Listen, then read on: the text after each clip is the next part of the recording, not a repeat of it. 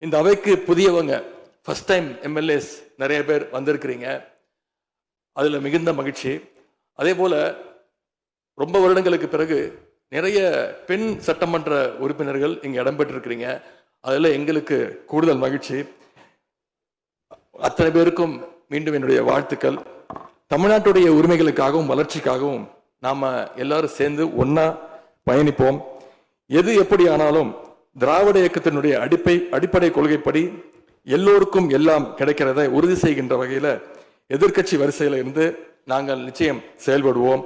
நடந்து முடிந்த தேர்தலில் ஆட்சி அமைப்பதற்கான பெரும்பான்மையை ஆளுங்கட்சிக்கு மக்கள் வழங்காமல் போனாலும் திராவிட முன்னேற்ற கழகத்துடைய தலைமையில் தேர்தலை சந்திச்சு வென்ற தோழமை இயக்க சட்டமன்ற உறுப்பினருடைய ஆதரவோடு ஆட்சி அமைத்திருக்கக்கூடிய புதிய அரசிற்கும் மாண்பு முதலமைச்சர் அவர்களுக்கும் என்னுடைய வாழ்த்துக்களை நான் மீண்டும் தெரிவித்துக் கொள்கின்றேன்.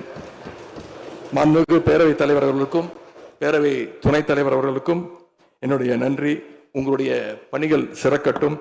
மீண்டும் என்னுடைய வாழ்த்துக்களை தெரிவித்துக் கொள்கிறேன். நன்றி, வணக்கம்.